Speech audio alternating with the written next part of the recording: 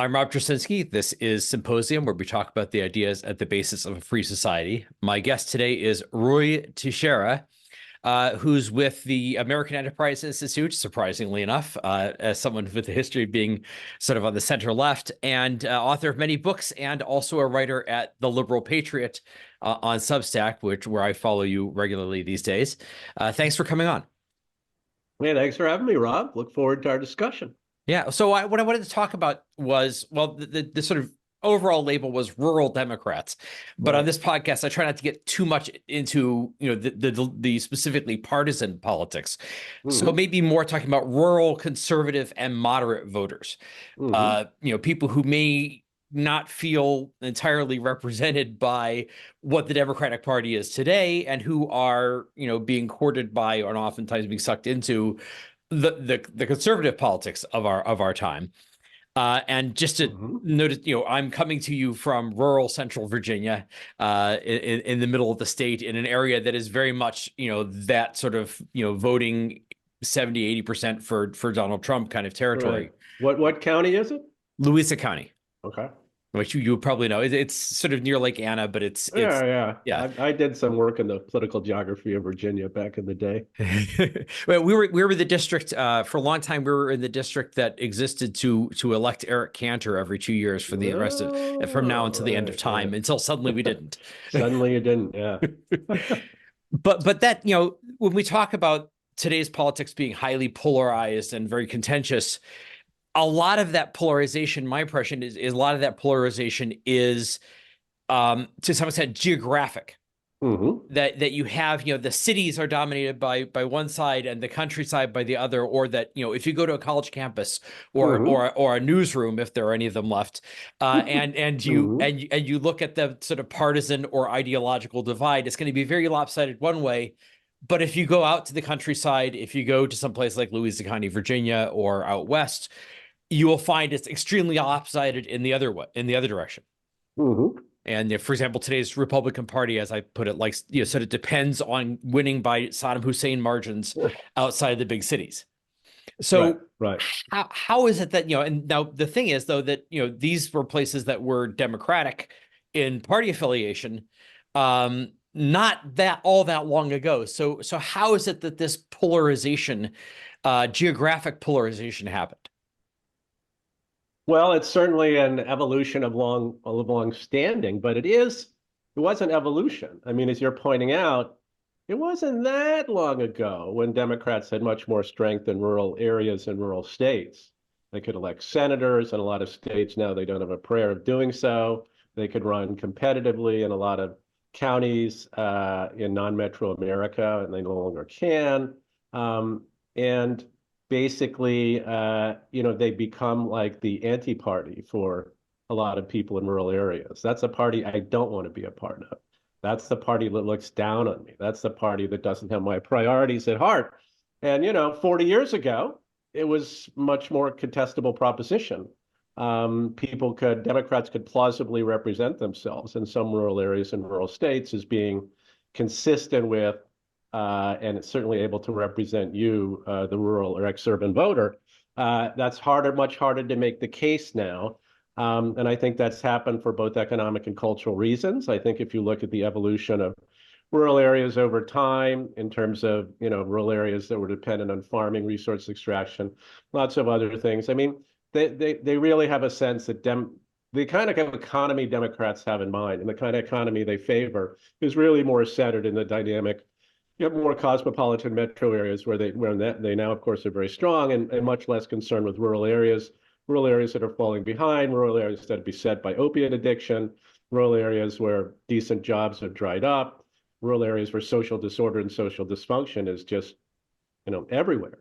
But do Democrats care? It's unclear to a lot of people in rural areas now. They feel like the culture of the Democratic Party is much more focused on different areas, much more focused on different issues, and has a whole set of cultural commitments that, kind of encourage them to overlook rural areas, right? Not to put them front and Right. center. Like this infamous book that recently came out, White Rural Rage, by Tom Schaller and Paul Waldman, which is, the toast of the town in Democratic circles. And it's basically a book that argues that the real sort of agents of impending Hitlerism in the United States are white people who live in rural areas, the white rural working class. They're the most authoritarian, the most racist, the most xenophobic. They're the real danger to American democracy. So it would have been unimaginable, I think, 40 years ago for that book to be greeted in that way, because it would have seen as like, this is crazy. We can't write all these people off. A lot of these people are voters, and you're accusing them of being the worst people in the world. That is not a good idea. But now to a lot of Democrats, it seems like a good idea. I mean, it's because, Rob, of that geographic polarization you're talking about, where rural and small town America has moved away in such a big way from the Democrats. And a lot of Democrats have essentially written them off and choose to rely on other parts of the country where, they argue, and it's not crazy. There are more voters, there's more economic dynamism, and so on. So let the left behinds be left behind. We can still soldier on and move the country in the direction we want to move it in. So actually, there's this very interesting piece. Do you read Persuasion? I think this Of was course, on yeah. Persuasion. Sam Kahn is one of the editors there. He wrote a piece called "A Reckoning is Coming for the Democrats." And Kahn based, sort of this anecdotal basis for his analysis was, I'm a guy who lives in Brooklyn. I used to do a lot of documentary work, and we were always going to small towns and, ruralish areas to do our documentaries for whatever reason. And he said, I would really have to watch what I said and how I presented myself, because these were areas where the whole democratic cultural and mindset was anathema. I mean, they just didn't get it. They were friendly people, but it's just like Democrats were in another world from them, and not a world they wanted to be in or be a part of. And he said that's really kind of remarkable that these big areas of the country are now almost democratic no-go zones. And that, I mean, obviously it's hurt the Democrats in some ways, so they made up for it in other ways.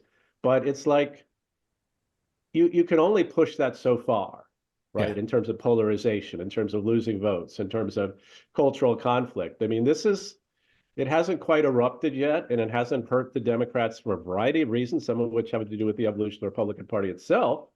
It hasn't hurt them as much as you'd think it would have. But that doesn't mean it can't, and that doesn't mean it won't. There are many good reasons not to write off wide swaths of the country, right? Right, And right. I think that, basically Khan was arguing that chickens will come home to roost on this one. There's an explosive distaste for the Democratic Party in so many areas of the country now. Well, And that's not one parallel, sustainable. yeah, one parallel I create for that is Jane Coaston did an article a long time, about 10 years or so ago, that I thought was very illuminating about sort of California conservatism, the Hmm. sort of the Claremont Institute types, and how it has become like dominant. But it was also emerged from the collapse of the Republican Party in California. Hmm. Right? And I think that's one of the things that happens is when the Republican Party ceases to become competitive in a state like California, it has a couple of impacts. One is that instead of then competing for those people, you just write them off as they're the enemy. And the people in San Francisco and Los Angeles and the West Coast, they're the enemy. They're the worst people. We shouldn't even try to appeal to them. Right. Yeah. Yeah. That's the But other the side of the coin. Yeah. right, but the other thing that happens is that California then becomes basically a one-party state where the progressive left especially has a very strong influence and not a lot of fierce opposition, and is able, at least for a while, to very much get whatever it wants and become a laboratory to experiment, to push the boundaries out to how far we can go. And I think in the current situation, Florida serves that role for the left. That's the place where the Hmm. Florida used to be a toss-up state. It used to be it could go to Democrats, it could go to the Republicans. Now it's a solidly Republican state. And Hmm. it's also a place where somebody like Ron DeSantis can go sort of create a little laboratory to say, well, let's see how we can regulate the schools and what's in the Hmm. school libraries, and let's see what we can get away with. Right. And so I Right. think that's one of the, when you give up certain states as we're not going to be competitive there, you then create these sort of bases where people say, okay, let's see how far we can go in the other direction. Yeah, I think that's a real dynamic, and it works to some extent in certain places, right? I mean, if you're in California and you're a good, partisan Democrat, it's hard to look at what's happened and say, wow, this is great. We basically run the show here. We're doing all this cool stuff. But is that, there's this almost game theoretic problem that's great for Democrats in California. Is that great for Democrats in the country as a whole? Is that great for the Democrats' ability to create a broad coalition? Almost certainly not. Right. Well, Because and what works in you could California doesn't work in a lot of areas of the country. well, and you could yourself end up with an election where Donald Trump is like running neck and neck. You have an authoritarian guy who's promising revenge and retribution if he gets into office, and it's a toss up whether he wins. So that's you in Sure, securing your yeah. domination. Let me give you another example out here in Virginia. We have these, as you know, we have these crazy off-year elections for state and local offices. And so in the middle of one of those, I get a flyer in the mail for, I think it's House of Delegates. So this is the Virginia State, lower house of the Virginia State Legislature. And I get a flyer for a candidate running there. And on that flyer are pictures of Nancy Pelosi, Chuck Schumer, and Alexandria Ocasio-Cortez. So none of these people, the gang of three, the devils. Right, exactly. And none of them lives in Virginia. None of them lives within 300 miles of Virginia. None of them have anything to do with the House of Delegates. But what happens in New York City and what happens in San Francisco and other places like that, that doesn't just stay there. I see it gets visited upon the rural areas as the sort of, do you want your town to end up like this? Right. No, well, look, it doesn't make a lot of sense in a rational way, but it makes a lot of sense as politics. People are terrified of some of the things they now associate with the Democrats and Democratic run area. Look, let's face it, the big cities that are run by Democrats are not like poster children for great urban governance. And, that's not going to happen in the middle of rural Virginia, but it's still pretty scary to a lot of people. And I think one dynamic here that we're kind of getting at, I think, is the sort of extremism on both sides that's based only in certain geographic areas of the country where it works well produces a certain amount of political laziness, right? I mean, if you're a Democrat, and you're in a state where you're dominant and, you can say what you want, and the other side is like kind of gets a little crazier because, they're sort of out of power and they're marginalized. That sort of diffuses out as a laziness on the part of Democrats of how do we actually, let's say we've taken the cities, we need to push out into the countryside and figure out how to reach these people in the exurbs in small town and rural America. But, why bother? I mean, there's just a real incentive not to do it and to drink your own Kool-Aid and believe your own slogans. And the reverse is true for the Republicans. They dominate so thoroughly in certain areas and states that there's not a lot of incentive to think about how can we, as in the immortal strategy of Mao Zedong, sort of surround the cities from the countryside and move in. They give up on competing in urbanized areas, particularly in certain states, right? So that polarization produces a lazy anti-Big Tent approach, I think, on both parties. And Yuval Levin and I are doing a project on that now at AEI we call Politics Without Winners, looking at the evolution of party coalitions in the United States and, both the history and getting up to the present day, how interesting and unusual it is when we have these kind of, roughly equal sized coalitions, neither of whom seem terribly interested in developing an appeal that could move beyond their sort of current contours of their coalition. So nobody really wins in a big way. We just sort of teeter-totter back and forth between the parties. Well, it's sort of like the culture war. There's never a point where there has not been a culture war in some respect, where some people want to change the culture, some people want to keep it the same, or people have different views of how they want to change the culture. The culture war has always been with us. It's just that it changes as to what the central issues are and what the coalitions are. But let's get down to specifics here, which is, so I want to talk, there are two things here, though, I think we need to divide out. One is there's a sort of cultural identification with one side or the other. And then there's specific policies. So let's first look at specific policies. So what do you see as the sort of the policy differences between the sort of urban coastal elites, putting in air quotes, an elite in popular parlance, an elite is somebody I don't like. But in the sort of the urban areas that tend to lean left, and the rural areas tend to lean right. What do you see as the policy differences that the left could address, that Democrats could address, that they've been sort of ignoring because they've been not trying to go after these voters? Right. Well, I mean, I guess I would sort of ask, what do you think the Democrats' rural policy program is? Do they have one? I mean, Yeah, I think they do. I think their argument is, we had the IRA, and we're going to have factories built in rural areas, and we're bringing in broadband, and and they can't understand why they're not loved because of this, right? Because they feel they do have a policy. They feel like, the Green New Deal, though they hate to use that phrase now, but in some sense, that's what it amounts to. It's like great for everybody. It'll create great jobs for everybody, prosperity for everybody. People in rural areas have a lot of ground to make up, a lot of problems that are not going to be solved overnight. And I think they still don't feel like they're at the center of what Democrats are trying to do economically with the country. And they're not even sure they want a Green New Deal. I mean, right? I mean, this is not a super salient issue for a lot of rural voters. Heck, it's not even super salient for a lot of voters in more urbanized areas of the country, but it is an obsession and a very strong commitment of the Democratic Party to kind of drive this renewables and EV revolution, whether people want it or not. So that's an example of a policy Democrats are very committed to, but one example, not widely loved outside of certain partisan Democratic circles. One example I've seen out here is there's a certain degree of local opposition to solar farms. So there's a lot of land is cheaper out here than it is near the cities.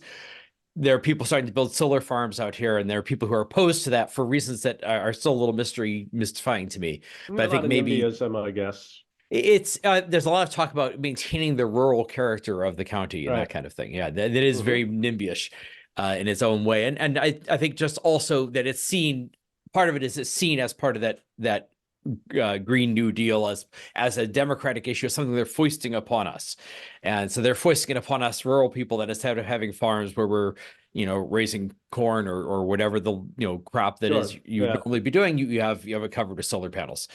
I think when talking from what you're just talking about, one thing that has really struck me is it's not so much the policies that the left is doing that or it's not so much policies they're not doing to appeal to the local interests of people in rural areas, but the policies that they are doing that appeal to people in the urban areas that are a turnoff to the people outside of it.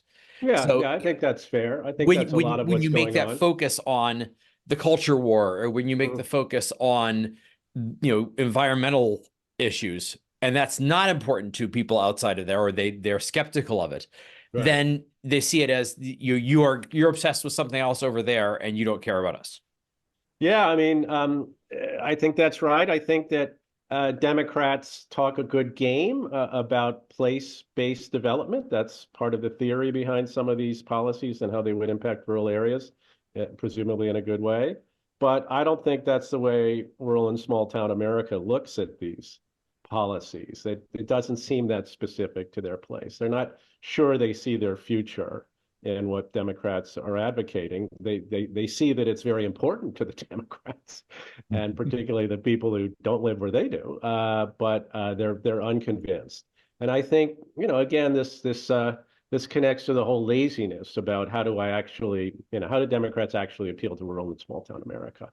Well, okay, they may not like a lot of our culture and what we stand for and think we're kind of crazy and we can't run a city to save our life, but if we plunk down some solar farms and an occasional factory in rural areas, they will like us, because that's all. I mean, because they're a simple people. They're deluded and manipulated by Fox News, but ultimately they will vote their interests, right? So I think there's a sense in which you can sort of avoid all the really hard problems for Democrats in terms of appealing to these voters by throwing them some goodies. And that if they don't, and this feeds into the white rural rage stuff. I mean, they feel like they're doing that. And the voters still don't like them. I mean, it's outrageous. I mean, I call this the deluded, ungrateful wretches theory of economic discontent. What's the matter with Kansas? Yeah, right. What the only reason why these people wouldn't realize how great we are as Democrats and what we're doing is because they don't understand their own economic situation and the economy as a whole. They're deluded and they're ungrateful for whatever it is we do. And why would that be? Again, that gets you back to these, well, these are just troglodytes. These are Well, racist, reactionary, xenophobic, don't like uh, the way the country's evolving, blah, blah, blah. So I think the Democrats have a long way to go, I think, before they can, unleash their inner FDR and figure out how to actually appeal to people who don't live where they do. I wonder to some extent whether there's some roots in this in the sort of the left of center outlook, or the sort of even more the far left outlook, that everything's about economics. I think there is a Hmm. certain, one of the delusions is everything's about economics. If people don't like our policies, it's because, well, they don't realize that this is in their economic interests. And, somehow that will move them along. And not everything is about economics.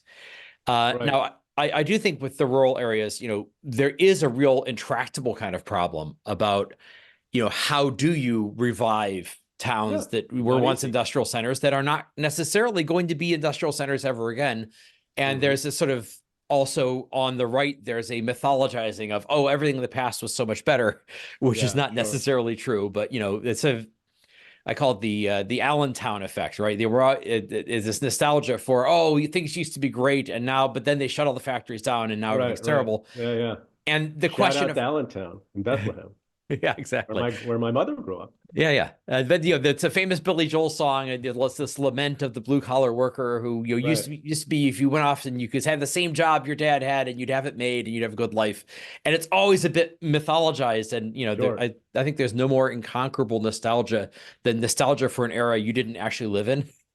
Right. Yeah, Because you yeah. can always imagine it was actually way better than it was. If you had lived through it, you'd remember at least some of the things that are on the other side of the ledger. Um, but so there is this, in this sense, they have a steep hill to climb, and that there's just kind of false nostalgia for the past, and also Hmm. nobody really does have an idea of how do you change the economy in these places. But it strikes me that we have these sort of parallels that happen. So it sort of reminds you talked about the rural areas, they have problems with drug addiction and there are no jobs. And I thought, well, wait a minute, that's how we used to talk about the inner cities in the big cities, right?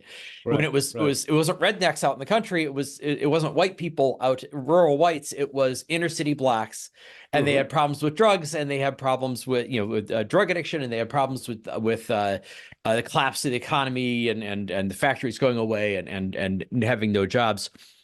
And it strikes me, it's almost like the identities that flipped there, that you have. I like to say that Donald Trump is sort of Al Sharpton for rural whites, the guy who says, who stokes up the grievances and says, "Oh, this is all the fault of the elites. They don't care about you. They're doing this to you on purpose." Sure. Yeah. Yeah. And but then also you have the other party that sort of gives up then. I mean, because up until the 50s, the Republican Party was performed strongly among Black Americans because the Democrats were the party of Jim Crow. Right. Uh, Right. so you had this sort of strange, thing where you sort of ignore a certain group of people and you're not trying to connect with them, Right. or Right. you're not elevating the people, the talent in the party that can find ways to connect with them. And then you end up sort of losing the ability to make any kind of case at all. Yeah. I mean, there are a lot of similarities between the black underclass in the cities and the white underclass in the countryside, but they're treated quite differently depending on which side of the political spectrum you're on. I mean, a lot of Democrats are full of sympathy and understanding when it comes to the black underclass, levels of crime, social dysfunction, weak attachment to the labor force, all because of racism. This is like these people are oppressed, you know. And if they take actions that seem bad to us, well, we understand. Right. It has root causes. But in terms of how they look at the white underclass in the countryside, which has many of the same pathologies, it's like, Jesus Christ, what's wrong with these people? Why don't these racists get a job? What are they whining about? Get off opiates and move somewhere. So it is striking, and it just shows the differences cultures of the two parties. And back to something we were saying about economics. I mean, there is a vulgar sense among a lot of Democrats that if we can just make these idiots aware of their economic interests, and some of the stuff that we say we'll do or we are doing that's good for them, they'll vote for us. But culture matters.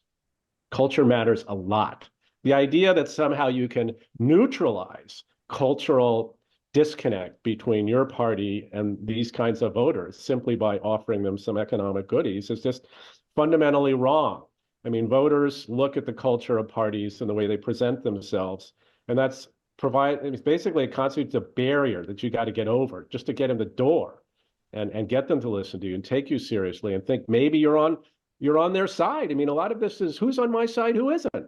A lot of these rural voters think Trump's on my side, and they look at them and they're not on my side. So that very simple cultural judgment is really huge. And the idea that Democrats can avoid this by, again, handing out a few goodies or touting their factories in rural areas, I think is just silly. But I think it was also interesting to think about the ways in which that kind of vulgar economism is actually not even very deep, right? I mean, if they really took economics seriously, why don't they think about, a 50-year evolution of the economic fate of these areas and how long it's developed, how bad it's been for a lot of these voters and their communities, and how hard it will be to fix it. And if you have that kind of perspective, which, sometimes they both talk on one side of their mouth about the depredations of neoliberalism, which has crushed working class communities in this country for 50 years. And on the other side, they'll say, well, why don't these people realize how great we're doing now and how great the Democrats are? It takes a long time to fix these problems and to get over the resentments people feel about it. So in a way, it's their economism is both dumb and extremely superficial. And it's almost like they don't believe their own case about the neoliberalism and what it did to America. Yeah. Well, one of the things we keep coming up against, and I think that because we can talk about specific policies and specific things to be done economically. I don't want to bring up a couple, and even specific culture war things. But one of the things we talk about a lot these days is the terms that's usually used as coding, that certain ideas or policies get coded as culturally one way or culturally the other way, where it's not a matter of here's what the policy is, but a matter of what kind of person are you if you have this agenda versus what kind of person are you if you have the other agenda. Sure. Yeah. And so it becomes this sort of cultural coding. And now I remember the last sort of wave of success that the left had in rural areas. I think it was 2006 when Rahm Emanuel had this they made this effort to recruit a lot of Southern Democrats for the House of Representatives. And they actually took back the House, partly by getting a lot of guys who were, had deep roots, who were well known in their community and who were, for sort of further to the right culturally and politically than the average Democrat. And they managed to get, a majority they take back the majority in the House of Representatives on the strength of getting like 30 or 40 of these people elected. And it was partly because, people were not happy about George W. Bush in the Iraq War, but it was also because they picked the right candidates, to do this. But the problem is that those candidates went to DC and then dutifully voted for an agenda being steered by Nancy Pelosi and Barney Frank. Right. And so they kind of got wiped out within 4 years, in 2010, 2014. Yeah. I think the last of them got sort of booted out in 2014. And it was because they were perceived as, okay, you personally, I might like you. There's a guy who was like in North Carolina who was a football star. I might like you. I might think you're a decent person. I might think you're one of us. Right. But you're going to go, I'm trying to remember his name, but you could, but then you're going to go off to DC and you're going to vote for those, for the people that I get on that flyer, Nancy Pelosi and Alexandria Ocasio-Cortez and Chuck Schumer. You're going to be a servant to those people and those people are going to get their agenda. So how do we, I guess here's the question. How do you have, when you have this sort of realignment that's happened in the coalition over the last 30 to 50 years? It's really sort of post-civil rights movement. You had, the Southern strategy, rural whites became Republicans and, blacks voted for the Democrats and the cities became Democratic and the North became Democratic. You had this big realignment. And now we're at a stage where we need a sort of a realignment back in some way. How do you actually achieve that? Well, I mean, that is a very difficult question. And if I had the answer to that, I'd probably have a hotline to Chuck Schumer and, you know, Hakeem Jeffries and people like that. And I don't. But I think the broad contours of it aren't that complicated. I mean, think back to the 2006 election cycle you were talking about, and the ability of Emmanuel to recruit these somewhat right-wing Democrats and win some key seats. That's 18 years ago. How possible is that today? I think it's not nearly as possible because the party itself has changed so much. I mean, if there were litmus tests back in 2006, there are many more today for Democrats to be in good standing and to raise the money they need to raise and get the stamp of approval of the party. Uh, the most active Democrats in most areas of the country are completely on the side of, they tend to lean pretty left, especially on these cultural issues, and they're not going to be that enthusiastic about candidates who are just flat out kind of conservative on some of these issues, though liberal and economic-ish stuff. They are not prized in the Democratic Party today. And what you need, in a sense, is a permission structure for Democrats to support and lift up and run people who actually are pretty independent of the national party. We want, too many Joe Manchins, right? But the problem is that for most Democrats today, they look at people like Manchin Or and other Kristen people. Sinema. Yeah, Kristen Sinema, and now they're even looking askance at John Fetterman for some of the things he's said. It's hard to be an independent Democrat who's got some dissonant positions and is willing to buck the party about key stuff that might change the image of the Democrats in a given area. You just got to make it a lot easier to do that. I mean, I don't know if you need a rural faction or mainstream faction. I mean, we still got some blue dogs running around. You still got some problem solvers, but they're voices in the wilderness at this point in terms of the Democratic Party writ large. The Progressive Caucus is like enormously more powerful and popular. And look, Pramila Jayapal, ahead of the Congressional Progressive Caucus, her district in Seattle has a median household income of 175,000, right? I mean, Democrats now dominate the most affluent, educated districts in the country.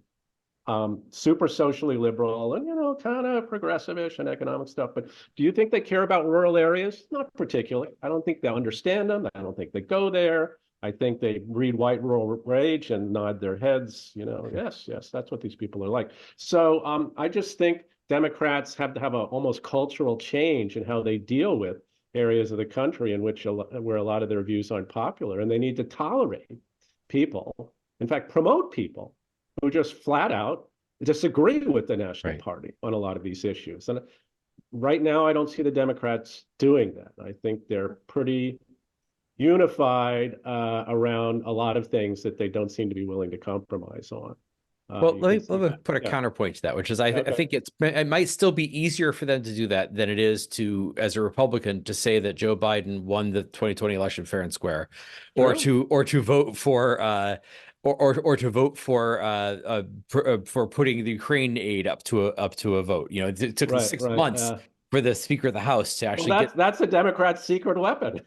Even though they're incapable of taking advantage of some of these opportunities and being a little bit more open-minded and making compromises, the other side's even nuttier, which covers up I would say a lot of their problems. Yeah, that if you look at what Donald Trump's been saying and the sort of the ideology around him, it is a very authoritarian ideology that I think does not actually have wide support among the American people. So there's this tremendous opportunity.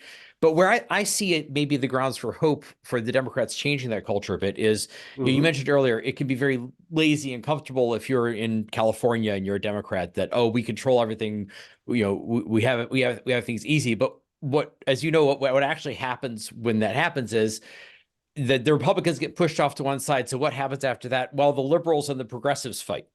Yeah, right. And you have that going on, like in San Francisco, there's been a whole fight over the school board and the policies and the education policies, or there's fights going on over NIMBY versus YIMBY. The idea of saying, look, you can't have these well-off people who have these old houses in San Francisco who want to see their property values go up year after year. You can't have them making all the housing policy and pricing everybody else out. So there are these sort of areas where you have these fights happening within the party. And that's sort of the whole history of American politics, right? Is the Federalists versus the Republicans. The Republicans win and completely crush the Federalists, and then eventually the Republicans start fighting amongst themselves and new factions and coalitions form. Well, yeah, no, that's there are green shoots. I mean, I agree that the progressive left has gone too far in some places, and it is producing blowback. And look, parties want to win, and voters want the policies implemented and the governance that they prefer. So there is going to be pushback. There are going to be conflicts, and sometimes, though, it takes getting whacked upside the head with a 2x4 to get a party to really change its tune in a big way. If they lose to Trump in 2024, which by so many arguments they really should not, but they very well may. And maybe that's a rethinking. Maybe if they just squeak through again, that also will say, well, yeah, it's just seemed like we should have been able to crush this guy, and we didn't. And plus we lost the Senate, and what's that about? We don't know, but I do think there are people thinking different thoughts out there. We at the Liberal Patriot try to push some of that forward. There are lots of other people out there, some organizations, some intellectuals or writers.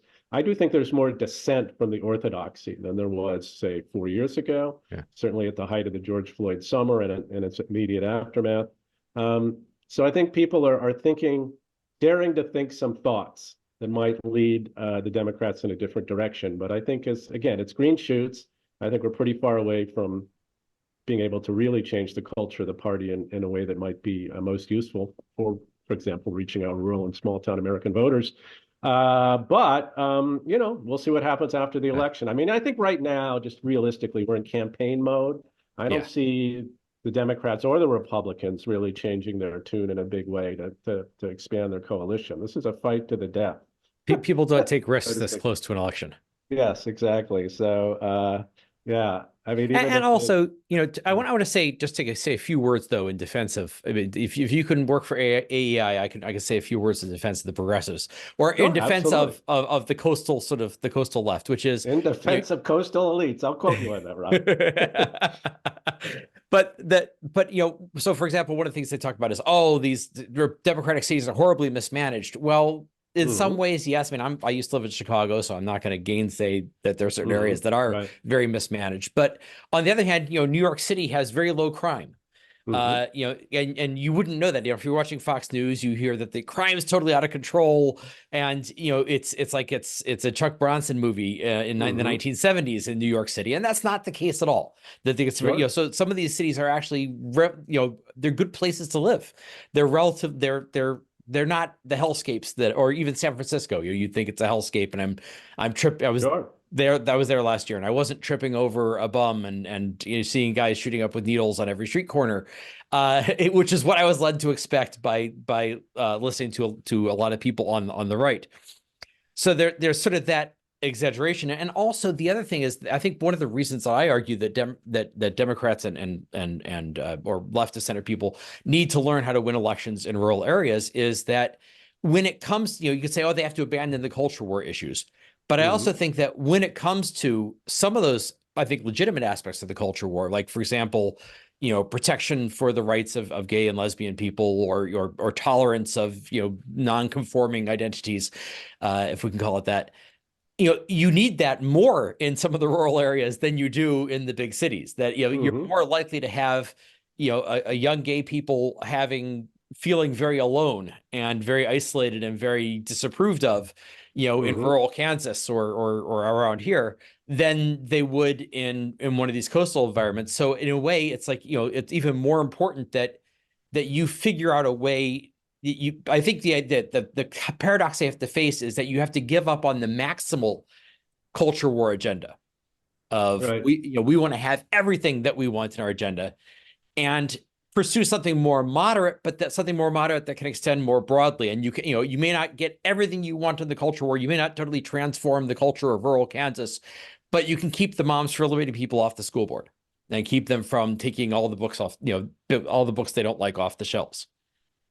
Yeah, I mean, I think if you limit your approach to like pretty sensible middle of the road positions like gay rights and anti-discrimination and I think the book banning thing is a complicated thing. I mean, really, a lot of this stuff is about book bans. It's about the curation of stuff that's in libraries. And there's a reasonable case that can be made that genderqueer does not, deserve to be in an elementary or middle school library. But it's become so politicized now that it seems to be all about whether, the Nazis on one side who want to burn books and the freedom people on the other side who want you to be able to read what you want. I mean, look, you can just order whatever the hell you want on Amazon. I mean, I think this stuff is vastly exaggerated, but it does become weaponized by one side, by each side against the other. Yeah. Well, I mean, Moms for Liberty think, everybody's, the curriculum is to read genderqueer. And the other side says, oh, these Nazis, they just want to burn every book that's, even mildly left of center. Well, and even ridiculous. Even Ron DeSantis was complaining the other day about how, well, there are too many people making too many complaints about books.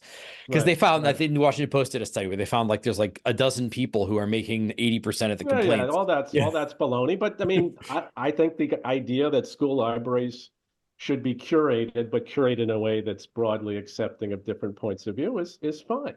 I mean, not every book belongs in every library. I mean, it's just not the way it works. So, but anyway, I mean, that is a sensible position. I mean, keep ideology out of the schools, left or right. That's a sensible position. But to do that, Democrats have to give up, as you're pointing, about their maximalist program. Everything we do and say in the schools, every curriculum that we're pushing is fine. It's great for people to learn about gender, sort of gender fluidity in second grade. That's just fine. There's no problems with it. We're gender affirming care is exactly the same as the issue of don't discriminate against gay people. They're not the same issue. Just not discriminating against gay people is actually pretty popular and pretty easy for people to accept, even in rural areas. What's not easy to accept is the idea that, 10-year-olds should have access to drugs and surgery. I mean, which is highly questionable. And this Cass report points out in the UK and many other countries are now discovering the evidence base behind doing this is like a really bad, it suggests this is not a good idea. In fact, medicalizing children is probably something we should have mostly avoid. So, but the Democrats have their maximalist program about this. You see this even in conservative states like Nebraska. People are like, basically filibustering on the idea that we must preserve gender affirming care. I mean, how's that going to go across in most rural areas? Not very well. So, well, what you mentioned about tolerance for homosexuals is now, for gay and lesbian, that it's now a popular issue. The thing is, that wasn't always the case. I mean, I'm old enough to remember growing up in the Midwest that it was very much not the case. And it wasn't even a particularly super conservative area that I was in. But that's something that changed over time. But people don't remember, Barack Obama was not in favor of gay marriage until 2012.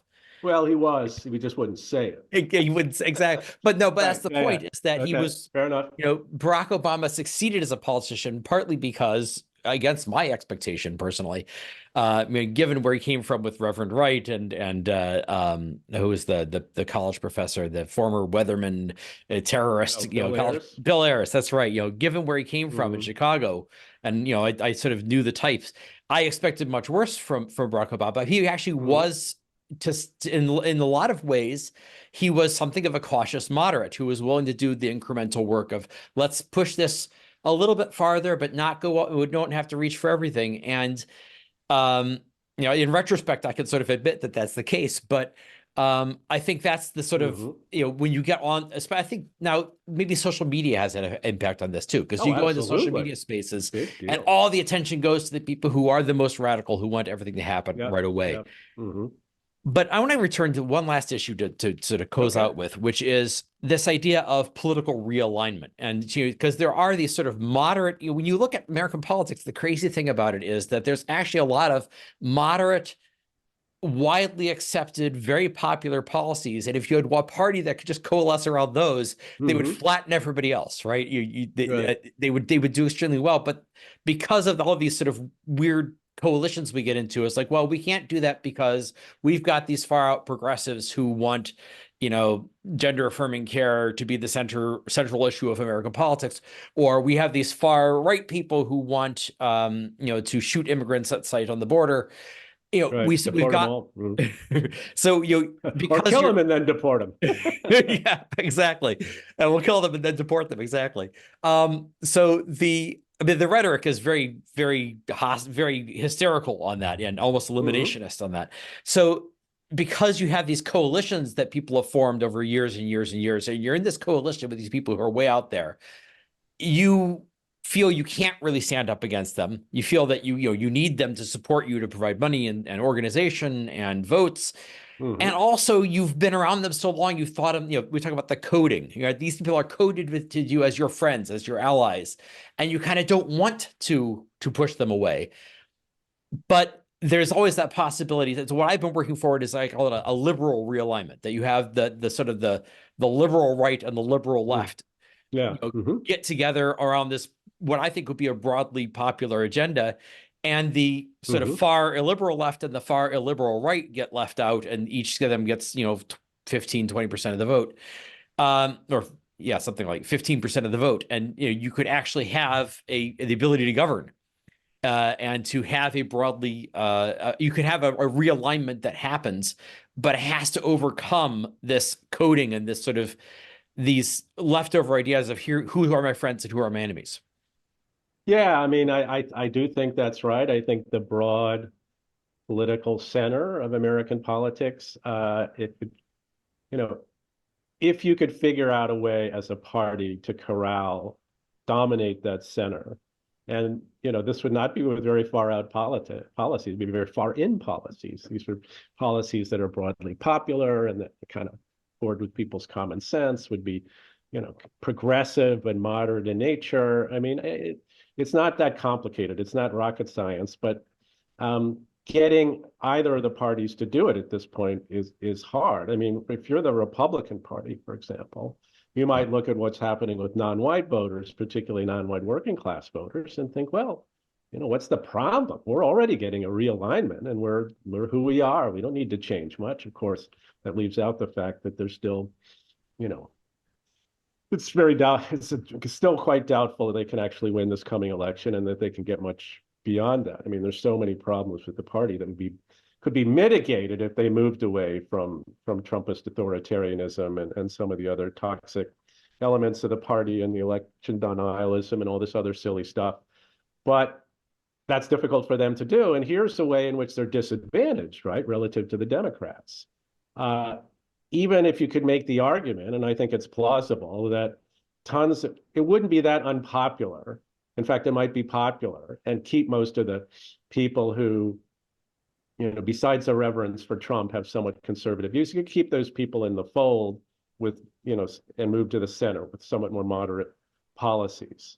But the problem is Trump, right? I mean, that does not have an analog in the Democratic Party. If you try to sort of have more moderate Trumpism or have a non-Trumpy Trumpism, there's a guy out there who's has the power to step on you and crush you like a bug.